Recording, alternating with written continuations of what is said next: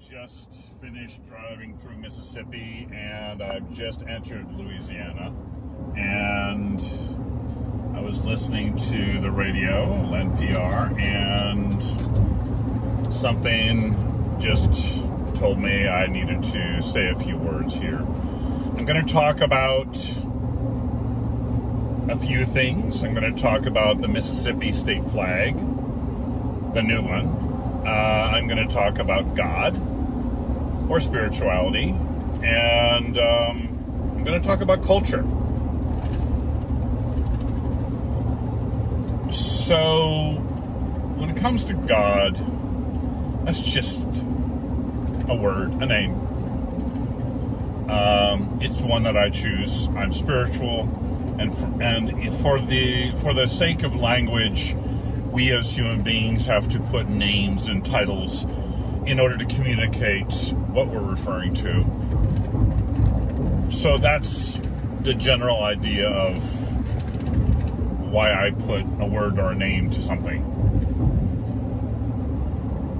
So I woke up today in Alabama, got on the road driving to Louisiana, and I was listening to POTUS, and then I turned on NPR, and within 10 minutes before or after driving into Mississippi, the subject was the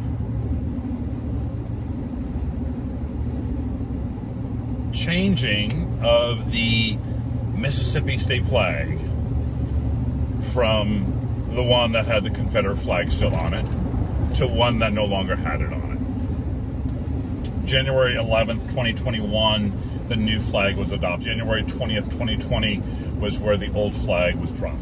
And for 120 years, the Mississippi state flag had a symbol that represented many things to many people in Mississippi, including culture, history, and also to many people, as well as that it represented oppression and represented racism and lack of equality as it pertains to human beings being respectful in the eyes of God. And again, there's the word of God, in the eyes of universe. Same thing for me. And so just remember, I'm just driving into Mississippi, and the subject on the radio, the radio doesn't know what city I'm driving through or what state I'm driving through. And all of a sudden it's talking about Mississippi state flag. So for me, I want to talk about God right there. It's synchronicity. The Course in Miracles calls it miracles. These things, I'm conscious and cognizant of these happening to me every day, all the time. Throughout my day, there's more, it's happening. But this specific one. Now, if this was a once-off, I would go, cute. Okay, that's, it's an anomaly, right? Guys, this happens to me probably at least 30 times in 2021 already. That's how often it happens to me. So for me, when something that happens that frequently, I pay attention. And for me, that's God, it's the universe. It's just that energy force out there that just connects the dots and makes it all, I say it's fun. It makes it fun. It makes it interesting. It's just like, aha, and so for those of you who don't believe in God or higher power or don't believe in spirituality, maybe there's another word that works for you that is universe energy. The way I describe it is whatever the fucking energy is that makes the green leaves grow again in the spring after the winter. That's that thing, or that name, or that being, or that energy force in which I put a word and a name to, and I reference. I don't worship God. I partner with God. There's a difference. There's a big difference. I respect that energy force. Because whether or not I believe in it, it's doing its thing. It's still there. It's like the electricity. I don't have to understand electricity in order for me to plug that in and for it to work. So that's my 2 cents worth on how do you explain these phenomena. Synchronicity, energy force, Allah, God, you know, Buddha, you name the spiritual and religious significance names that are out there. For me, as I've talked to people consistently in the last 25 years, what I'm seeing is the core is that it's basically we're coming from the same place, therefore we're speaking to the same energy. The pitfall is to throw the baby out with the bathwater when there are people who don't stay true to form of the original intention and the true purpose of the universe and that divine energy force. They misconstrue it, they take it and get ego in there, and they create and cause separation rather than unity and harmony. Those factions and those individuals are not true to the intention of the way the world was created.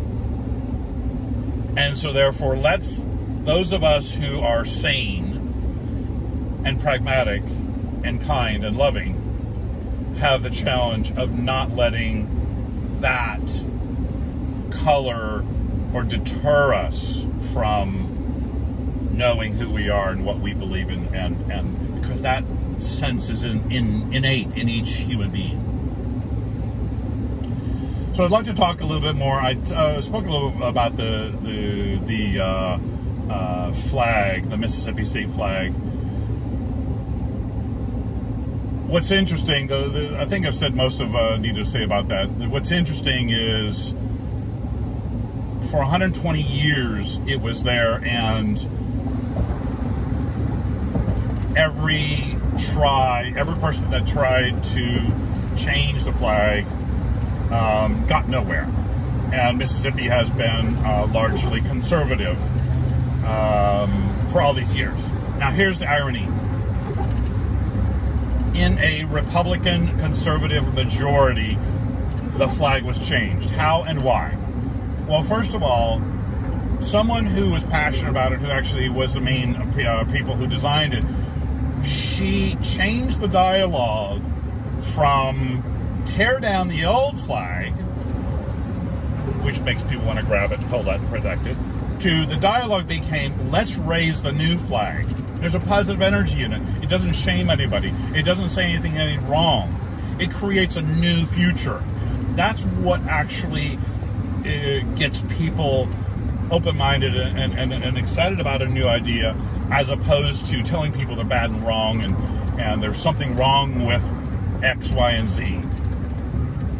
So that was the fundamental beginnings of what created a movement to change the current to change to the new current flag.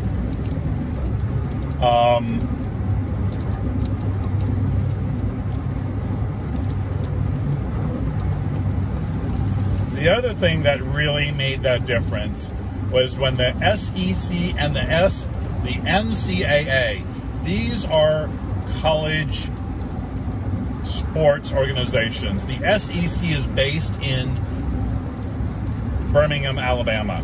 And when those two organizations made a statement that they will no longer be playing in states in the United States that have the Confederate flag, Mississippi was the only one, that's when the Mississippi legislators began to pay attention. And that's actually what really shifted that dial to where they had more than a 2/3 majority to take the vote.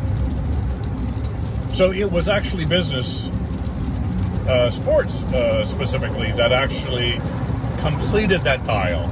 Then it started to shift, but that's what changed that.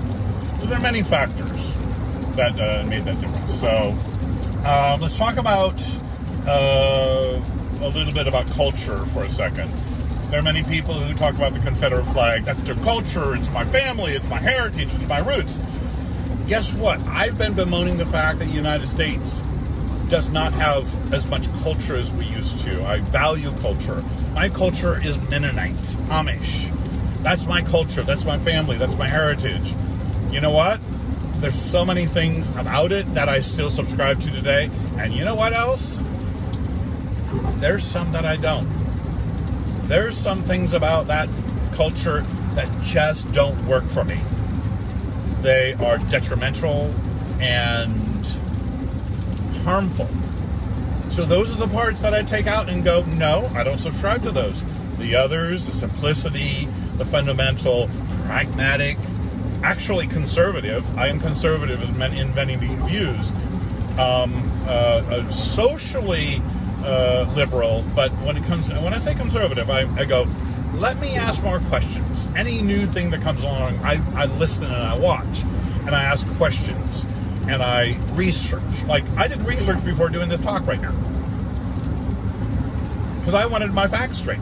I wanted to know what I didn't want to talk out of my ass, because nobody listens to people who talk out of their ass. I don't listen to you if you're talking out of your ass. We can smell it.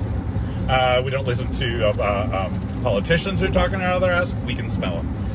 And so, when speaking, do your research and know what you're speaking to. And also, don't put people down. It's just, who likes to be put down? Whose ears are opened when someone shames you or tells you you're stupid or crazy or less than? I don't know anybody that's helpful for. So that's my take on culture, as it pertains to culture in general, but as specifically the Confederate flag. I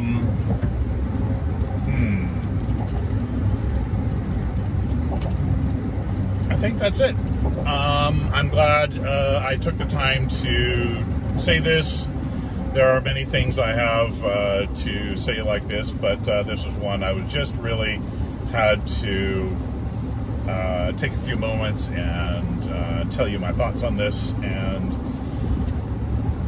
it's in a time where those that care about human life and human humanity, people, we've taken a lot of hits in the recent years, and to have any gains or footholds is very comforting to me.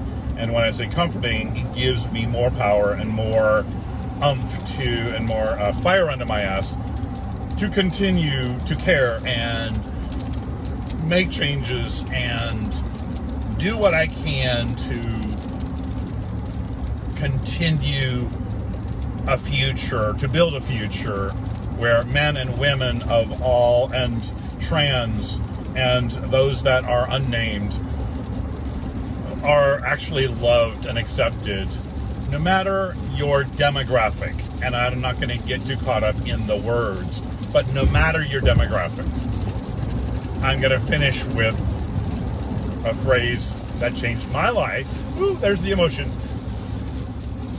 By the mere fact we are born, we deserve love. Thank you all.